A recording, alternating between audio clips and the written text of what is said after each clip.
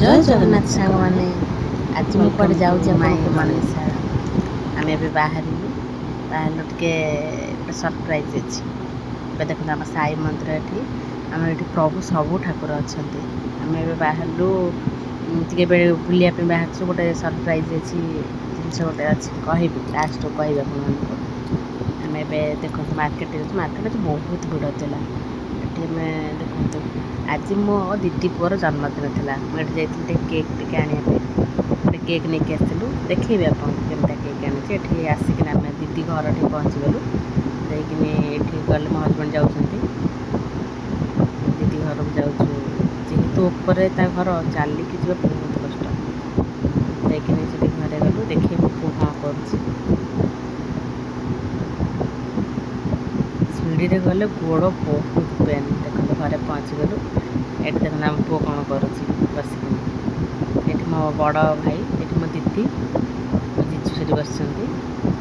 ଦେଖନ୍ତୁ ବସିଛନ୍ତି, ଏଠି ତ ମୋ ହଜବେଣ୍ଡ ବସିଲେ। ଦେଖନ୍ତୁ କେକ୍ ଆଣିଛି। କେକ୍ କେମିତି ହେଇଛି ମୋତେ କହିବେ ଆପଣମାନେ। ବହୁତ ସୁନ୍ଦର ହେଇଛି ନା କେକ୍ଟା, ବହୁତ ସୁନ୍ଦର ହେଇଥିଲା। ଆଉ ଆୟୁଷ ବି ଲେଖା ହେଇଛି ତା ଦେହରେ। ଦେଖନ୍ତୁ ଏମିତି ନର୍ମାଲ୍ ଡେକୋରେସନ୍, ଗୋଟେ ଛୋଟ ଡେକୋରେସନ୍ଟେ ମୁଁ କରିଛି। ଦେଖନ୍ତୁ ତାର ଗୋଟେ ବ୍ୟାନର୍ କରିଛି, ମୋ ହଜବେଣ୍ଡଙ୍କର ବ୍ୟାନର୍ ଅଫିସ୍ ବୋଲି ସେ ନିଜେ କରିଛନ୍ତି ନିଜ ଚଏସ୍ରେ। ବହୁତ ଭଲ ଦେଖାଯାଉଛି। ଦେଖନ୍ତୁ କେକ୍ଟା କେମିତି ହେଇଛି କହିବେ ଆପଣମାନେ। ତାପରେ ଆମେ ଏଠି କେକ୍ କାଟିବା ପ୍ରୋଗ୍ରାମ୍ ଷ୍ଟାର୍ଟ କରିଦେଲୁ। କେକ୍ କାଟିବୁ। ଏଠି ଦେଖନ୍ତୁ ଆମ ପୁଅ ତ ଡରିଗଲା, ସେ ନିଆଁକୁ ପ୍ରଚୁର ବହୁତ ଡରେ ସେ। ଦେଖନ୍ତୁ କେକ୍ କାଟା ହେବ, କେକ୍ କାଟା ସରିବ। ଦେଖନ୍ତୁ ଆମ ପୁଅ ବହୁତ ଡରୁଛି, ସେ ଲିଭିଲା ପରେ କାଟିବ, ସେ ବହୁତ ଡରେ। ଦେଖନ୍ତୁ ଏଇଠି ମୋ ଦିଦି, ମୋ ଜିଜୁ, ଆମ ପୁଅ, ମୋ ହଜବେଣ୍ଡ।